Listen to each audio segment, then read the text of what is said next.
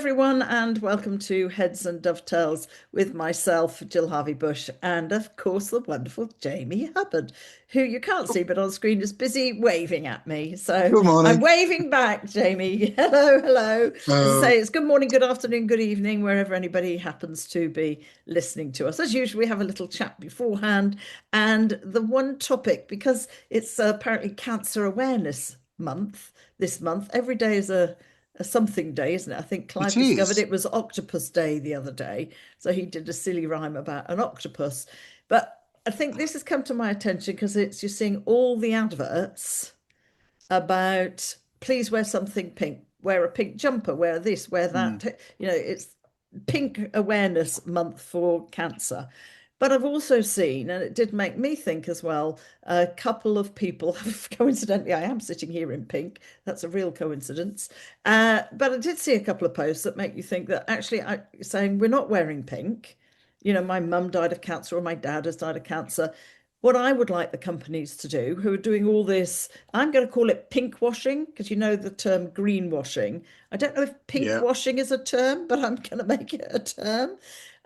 All these companies doing pink washing, putting all Mm. pink ribbons on their products or on their packaging or whatever for this month. And as one girl went into quite some depth and very well said, I'm not doing it because actually what I'd like companies to do is rather than just stick a pink ribbon on their products for the month, is to remove all carcinogenic ingredients, chemicals from the products that they make. And I Yeah. thought she's got a point. Yeah. We go around going, oh yes, it's Cancer Awareness Month, but what are the companies doing? What are they Mm. actually doing to Mm. stop putting carcinogenic things in products that are known now as research to cause cancer?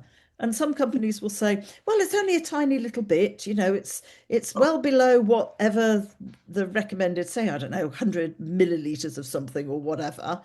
And they say, well, it's only 10, but what they don't take into account, of course, deliberately, is yeah, but I might eat that which has got 10 in, and then I might wear that which has yes. got 20% in. It might all be below the recommended 50 that they're allowed to do. But if you Yes. add up everything that I'm putting on from, the moment I get up in the morning and have a shower and wash my hair and put moisturizer on and makeup and perfumes and then clothing, synthetic.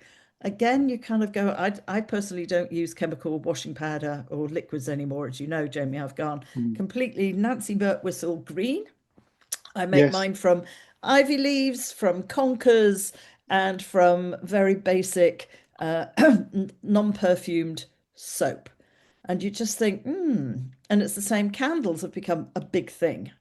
And again, lots Oh, of, candles. I hate candles. Sorry. you know, I hate them. chemicals in those. Yeah. And these The, plug-in air fresheners. yeah. Hello? Well, well, the candles, Jill, there's no regulation. There's No. no, there's no regulation on the ingredients put in a candle. So Wow. so they may be chemists, they may not be chemists, they might be, of course they will, but they're going to do it as cheaply as possible to Yeah. make it as smelly as nice, whatever. And it's just the world's gone mad. I tell you what really scares me. What really scares me is I read something a few weeks ago, months ago probably, that there's that they recommend the maximum recommendation for how much plastic is allowed in your body. Right. What scares me is a group of people, probably politicians with a couple of scientists or whatever, have sat around a table and said, "Yes, okay, we'll do this as the minimum amount of plastic in your body." Mm. No, you shouldn't. There shouldn't. It shouldn't even be. There shouldn't be Any. the maximum amount of in your body. There shouldn't be a maximum amount of plastic in your body because there shouldn't be any bloody plastic in your body. They shouldn't be allowing any Mm. plastics in things to be in your body. Mm. But yet they do. And you look at toothpastes and toothbrushes and all sorts of things, and ways. It's just, we're bonkers. And everything, going back to your pink wash thing, every time I see something like that, I just think, marketing. The skeptical side of me thinks, how much money are you making out of this? Yeah, That's it. That's it. I I would rather, agree. with what you've just said, I would rather see a company. I'd have much more. It would be much more authentic. It would be more genuine if a company said, "We're not going to do this, but tell you what we have done. We've reduced this by this, and we've reduced that by that. We're not. There's no massive marketing campaign. We're just telling you." This is it. If you want to share it with others, share it with us. We're not spending money on that because we want to spend our money that would go on a campaign for advertising, whatever. Mm. We want to spend a portion of that on making our products right. I, Bonkers. I know, and it just drives you. I'm going to become one of these sustainability people who's going to drive people mad because I absolutely think that the more I look, and I'm reading this book, as you know, Less by Patrick Grant, which I'm still going through, and I saw a post from him this morning because it's also the campaign for wool. Now, I would much rather support the campaign for wool, although then vegans will say, well, we don't use wool because for whatever reason, it's an animal product. And I really struggle a little bit with that And I do. because I just think, this is biodegradable and it's natural and it's coming off sheep. And he was saying, and I've shared it this morning on my Instagram post about how he's looked at two jumpers. One is a crew jumper, which says with wool, and the other one says wool. So, in some ways, this is a bit going back to the greenwashing that you think, oh, this is a wool jumper. And he said, as soon as I looked at the label and saw warning may catch fire or keep away from fire, he said, I knew this is not mainly wool. So he Yeah. then looked at the content in there, and I think it's ultimately there's something like, I mean, you have to see my post, like 70% polyester, 30%, Yeah. or 20% viscose, 10% is actually wool. But somebody will pick that up and think, oh, it's a wool jumper. It isn't. So he's comparing the two, and he said this crew neck jumper isn't wool. This one is one that he's had for 50 years. It is wool. And he said, okay, this one, the wool one, probably costs 10 times more than the polyester Yeah. viscose one. Yeah. But you will buy one of these every year. And he said, I get it that a lot of people can't afford a 70, 80, £100 jumper. But he said this is the false economy Yeah. and not supporting anything. So that's the greenwashing that goes on as well, that people think they're doing it. And I'm very well aware I'm sitting here today and I've obviously got a very thin type polyester viscose little polo neck on, and then I've got a thicker jumper on top. But again, that's not pure wool. So it's really raising my awareness, Jamie, to how many Yeah. chemicals we're actually wearing. And that even came down to something else with regards to black. If you wear a lot of black, that comes from the coal, is a byproduct of the coal. So it's chemical Well, industry. yes. Uh, I mean, isn't nylon part of the petrochemical industry? yes, So if they're on about getting rid of petrol and diesel, those industries still need to happen. It doesn't mean they've got to stop pump. They'll stop pumping crude oil out of the ground, does it? Because they'll still need that for paints, for all sorts of things, all sorts of products, plastics, everything. yes, I'm pretty sure that everything that contains sort of plastics is from the petrochemical industry. it is. And that's what they're just So, saying. It's so oil. why So do we're they think? wearing chemicals, we're wearing oil, and then we're Yeah. wondering about, hormones, disruptors, moods, all sorts. So we've Well, gone to kind of a way, but I look at these now and think when I see, like this morning when I was shopping, when I see the little pink ribbon on somebody's mm, packaging, I just think, really? And I turn it over and see how many ingredients in a sandwich? Like, yeah. what? Well, that I put a post up about 2 weeks ago, I think it was, since the last podcast, and it was the sort of a then and now video that somebody'd done, and he said, and he put, oh yeah, we used to drink this all the time, and then they got a sort of a picture of a guy with a can of Coke and what was in it 30 years ago, Mm-hmm. and then a picture of a can of Coke with the ingredients now. And the ingredients Mm-hmm. now in a can of Coke compared to 30 years ago are three times as many ingredients. And then it went to something Mm. else and something else and another product. And every product he moved on to. Now I haven't done the background to check all the ingredients in that, but it just made me think, yeah, it doesn't surprise me. It doesn't surprise me that so many fillers go into products to make them Well, it's to make cheaper them cheaper taste for as, them, yes, it so they is. can It make is. maximum profit. It That's it. is. It is That's absolutely it. that. It's about how many chemicals can I put in here to make it taste better. I think we've touched on this before, like with Yeah. chocolate. It's changed little by little by little by little. Oh I think yeah. we talked about this before, and therefore there's a lot more synthetic chemicals going in because we add this to take away the taste from that. So then we add this to take the taste from that. And you kind of go, wow, that's why the ingredient list is so different. There was a program Well, on Channel 4 this week with Joe Wicks, and he yeah. makes a protein bar. I don't know if you Yes, saw it, called Wiki. Is it Killer. called It was Killer? Killed That's it. Killer, Yes. and Yes, I actually saw it. just purely made from chemicals within Yes. the realms that is allowed, but Yes. actually some of it is known to cause all sorts of issues. That's just mad, isn't it, that And you can it do that? completely mad in I my mean, book. it's good what he's trying to show, that the governments, the regulators, whatever, have you know, said, well, no more than this or whatever. It's good that he's showing. But I mean, would you like to try a bite of a bar that's got just before the legal limit of things in it? I mean, it could probably taste fantastic, and you'd probably go, oh, which then makes you think, well, I think that another one on that video of the before and now was McDonald's. Yeah, Hamburgers, yeah. fries, all sorts of things. I Well, think they again, I said, know somebody who has done that experiment themselves. They've bought the yes. hamburger, they've bought the Oh, yes. hamburger, they've bought the fries, and they've just kept them in the packaging and put it away. And a year later, they brought it out. It was our I old think it's, chiropractor, Joe, and I, it looked exactly the same as when he put away. No mold, yeah, nothing on it. yeah. Just I think, think that's about what? 16 years old now, something like that. And it still looks the Yep, same. The bun still looks the same. yes. Oh, We talk about if mold won't what's grow real on it. fault. Exactly. There was a great post again, it's stuff you see it that just makes me think. I do question, I don't just take everything, but a post I saw again on this subject. So obviously the algorithm's working well to bring them to me, Yeah, basically saying we are the only species who spray our food to stop other animals eating it so that we can consume it ourselves. And I read it a couple of times and my brain was, I could feel my brain working, thinking, that is so true.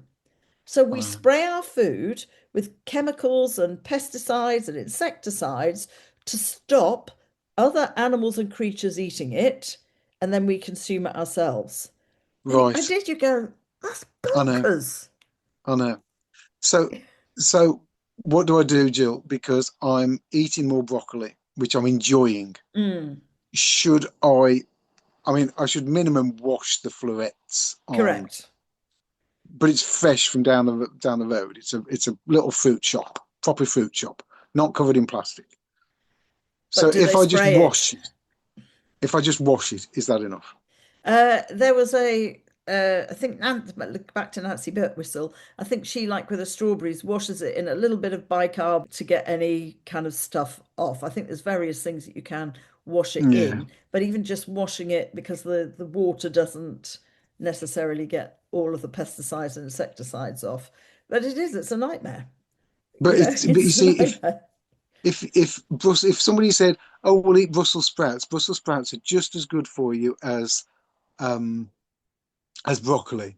A Brussels sprout, I can peel that. I can take a couple of layers off. Yes, Whereas broccoli, that's the flower. That's the correct. The floret bit. how do I take away any from that? I tell you what I do, and that's the stalk, and I love the stalk of broccoli.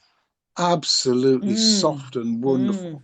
mm. Um, but what I did a couple of days ago, going off slightly, what I did a couple of days ago was I had a light meal one evening when there was nobody here, and I just did a round of bread with veal butter and a slice of ham. I boiled up, say, three reasonably large florets off my broccoli and some of the stem. I took about an Mm. inch and a half off the stem, peeled that, took the outer from that, topped it, and took the bottom off it, and boiled all that up. And then I got that boiling water. So this was all washed first, and then I got Yes. that boiling water and added inch and a half of ginger, half a lemon, some honey, and whatever. And I went online and I asked ChatGPT, as I do now, and said, right, what do we think of this? Is there anything good The in this? Are poor you, servers. I know, and I said, so how am I doing with this? What do you think? And it said, it listed all of the um, electrolytes and things in there, all of the vitamins and all Mm. sorts. Even though I've boiled it out of it to eat to consume the broccoli, there's still some in the liquid. It does say leave the Absolutely. saucepan lid on so that Yes. it can go Go back condensation in. go Yeah. back in. Yeah. Um, Yeah. so what I'd lost in boiling, I gained in, and I had 2 days worth of tea out of it. And actually, I've got to be honest, I had a little bit of stomach ache the one day, but I think I'd overeaten. I think I'd overeaten broccoli that Or it's like day. me and my nettles when I was overeating nettles. Yeah, Oh, there's an impact here. yeah, It's something's so going on. difficult. I mean, we never used to think about this, Jamie, let's be honest. And that's the catch 22. Do I go and buy organic, or do I I know. go to the local farm shop and help support local, but that's not necessarily organic? But then you talk to some of the farmers and they say, well, we're practically organic, but we can't call it organic under the law because of We use XYZ. this. But we Yeah, don't spray insecticides, or it's because our farm is next to a farm that does spray. So if anything comes onto our farm, and you just think, oh God, this is a nightmare. we Hence, I can't. grow my own. Well, that's it. Right. Let's move on a little bit. Yes, exactly. The only way you can do it, and I think this is for me quite important. You've got more time because your work is at home and you can just walk out the door Mm. to your Which is why I garden. don't have an allotment. I wanted the garden. I admitted I'm Yeah, lazy in Weybridge. I could have got an allotment, but I admit because of time constraints, like I did yesterday, I had half an hour between clients. So I was out in the garden and I just weeded a little bit of a bed and then came back in again. Whereas if I had an brilliant. allotment, I'd have to, by the time I got to the allotment and I wouldn't be able to do anything. I'd be coming straight home. So that is one of the reasons why I wanted a bigger plot so that I could grow literally outside the back door. Right. So my question is, so I went to the shed yesterday. I had to get a few bits, and I came back out, and those two red boxes that I mentioned a couple of weeks ago, a few Hmm. weeks ago on the podcast, Yes, with those the two red compost. boxes, there's something growing. There's something growing. It's about 2 inches tall. I think it's a leek. So this is out of coffee and sawdust. Yes. Right. So about 3 weeks ago, I was tidying some stuff up and doing some things, and I found an ivy that was growing under one of my pots under the on the patio, and I thought, sorry, mate, you've got to come out. Pulled it out, load of roots. I thought, oh, okay, there you go. Go up to my little compost box, make a little bit of a hole, put it in, push the soil, the coffee mix, which is now it's soil. It's soil now.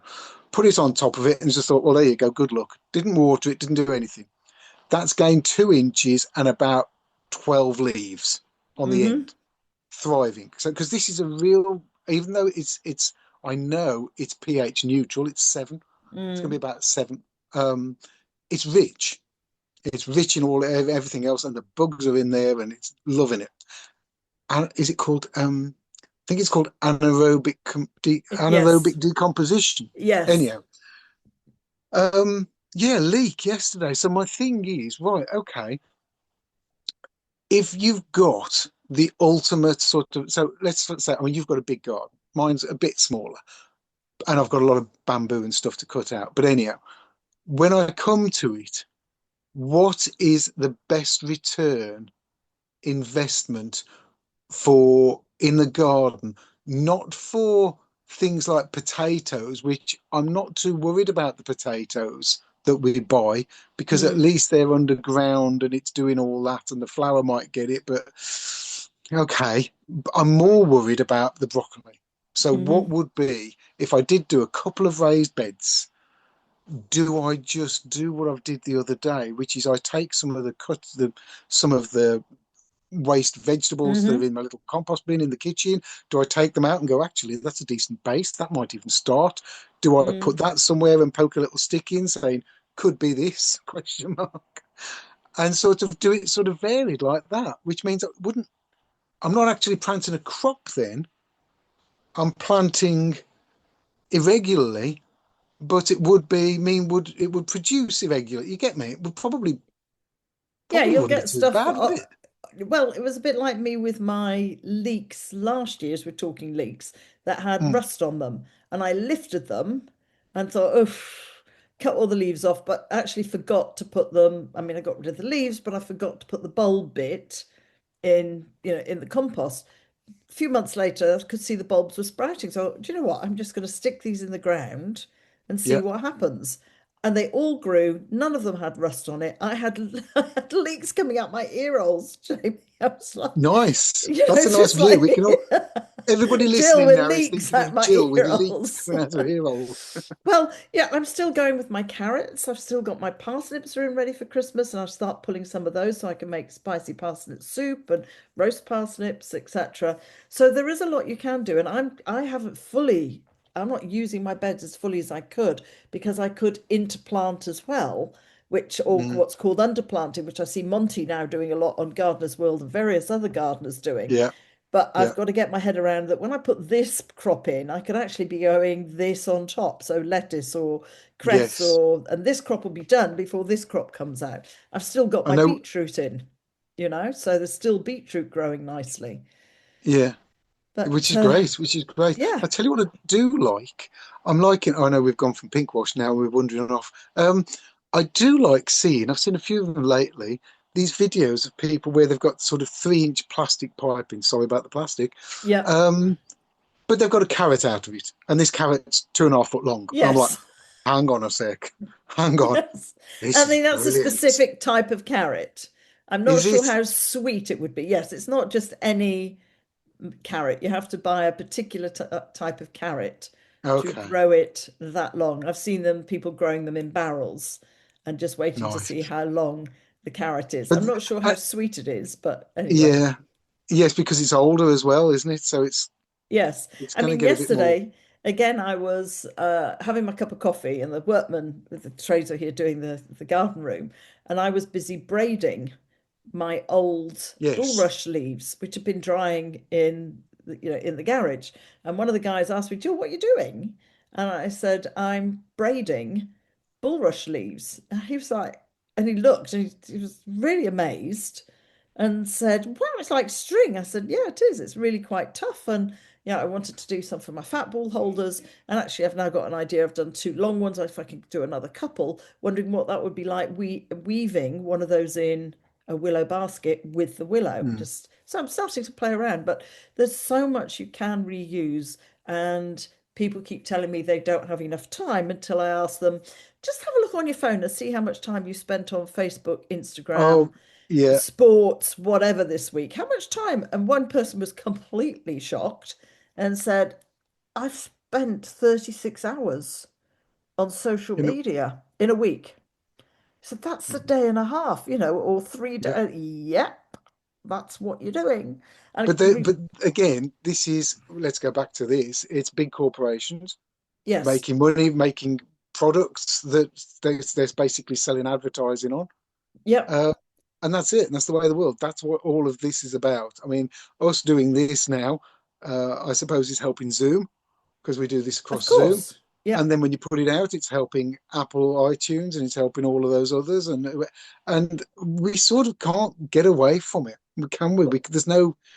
Well, it's going back as much as we can to the local economy. Again, this goes back to less that raised my awareness about, yeah, actually, when we're buying everything abroad, nothing coming in. But an absolute classic, I booked on a course I wanted to do with Eddie Glue, a willow weaving, 5-day willow weaving course I saw next that next next October. October. I know. I Next saw it, October. and it was selling out, and I It was was just like, sold out within 2 days.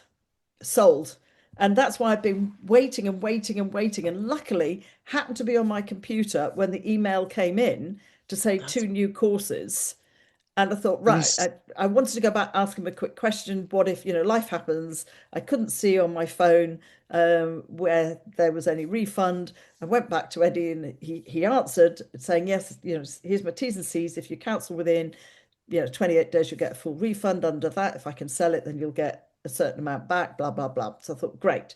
And then I thought, oh, well, I'll just have a little look around because it's up in Uttoxeter. So I'll be coming up past you, up near Uttoxeter. And I thought, well, I'll just have a look and see where if there are some nice little B&Bs. I can't afford too much because of the course, so I don't want anything flash. I want something very basic, very cheap. I'm not going to be there during the day. I found this little B&B called Manor Farm, I think it is, and just out of query. And I semi-jokingly emailed said, I know this is a year away, and you probably don't know what your prices are, but I'm looking for somewhere, and they have a little kitchen downstairs so I can cook my evening meal. Well, she came straight back and she said, this is the price. And actually, I only have one room left. I was just like, what? But the clue was when I then said, yes, I'll take it, she came back and said, the reason you've got the last room is the other women booked on Saturday. They'd also booked the same course that I had. So had immediately booked the B&B. And I thought that is a great example of local economy at yeah, work. So yeah, because of Eddie's courses, that's had a knock-on effect to the local B&B and the yeah. farmhouse. So the economy is staying within the local area, if you like, and we're bringing that economy in. Bringing, I yeah, thought which is great. that's a great example for me of what Patrick talks about in the book of in the old days everything was a local economy, and Yeah. he's got a community clothing project which is he tries to keep as local as possible. So anyway, that's the story of my of my Well, course, and I'm really looking forward to it in a year's well, time. well, just going to back to the clothing thing. The thing is, I saw something the other day, and they said it's ironic that the people that are making all the money and doing all the big, making the big bucks and the business are doing the Zen things like learning to knit and doing woodworking things and doing and going to the woods and walking around Mm-hmm. and doing all and blacksmith courses. They're doing the Mm-hmm. things that the tradesmen or the people in the homes. It's like the sewing. It's like the sashiko Japanese sewing was, that was the repairing, and it was patchwork on clothing to make that clothing last longer. And that's what Yes. I've been doing. My jeans. I love this pair of jeans that are sitting folded Yeah. up on the floor down there. I love that pair of jeans because they're light and comfortable. And all I've done is put more patches on them, but now it's bringing new life to them, and they will end up with loads of patches, and that's great because then it's a sort of expression, freedom of expression thing.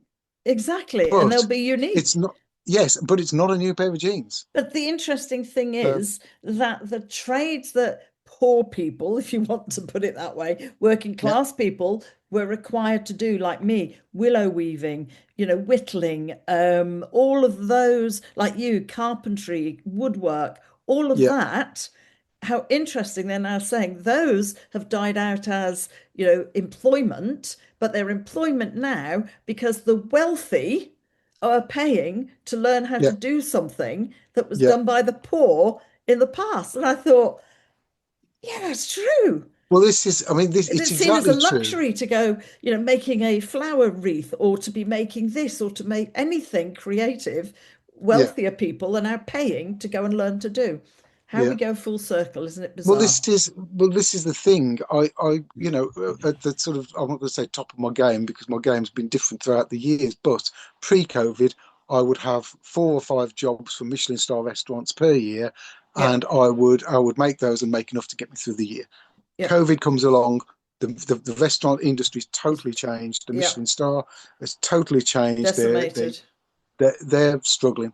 They're all Yep, struggling. So yep. because they're struggling, they're not buying pieces from me, which means my business is different. My business model is different now. And it's basically I'm teaching more people that can afford to come on my workshops week in, week out.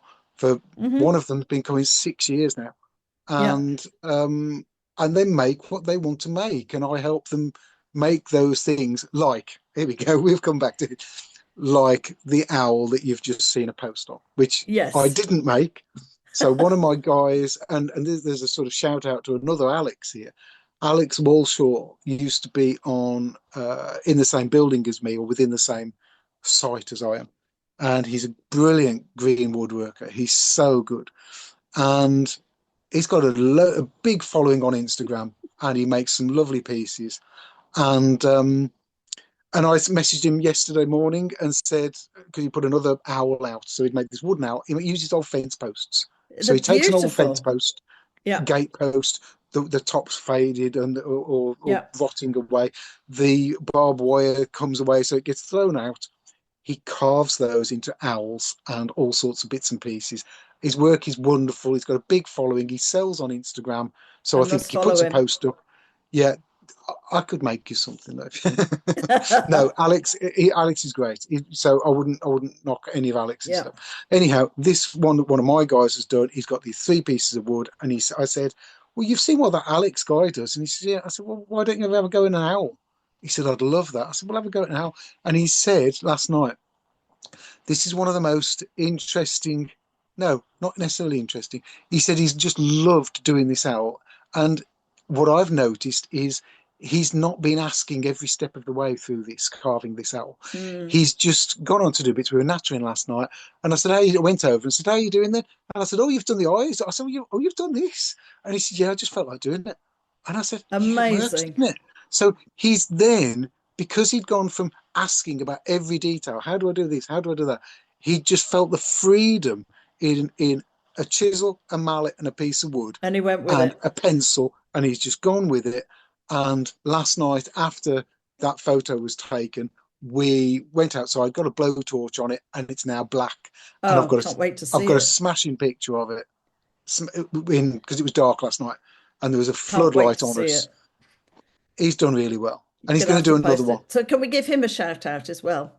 Dave, yeah, Biffo, Dave, a big shout out. Dave Biffo, yeah, Can I have Biffro, a, yeah, absolutely. And if he can yeah, do more like that, that is something, as I immediately thought, oh, I'd love to have one of those in the garden. It's yes, people well, getting back to wanting natural yes. products rather than plastic Well, products, which I think is it's made me great. think. It's made me think that when I do my fence posts at the top of the garden, Carve rather on than having the top. concrete there, I will clad around the concrete with timber.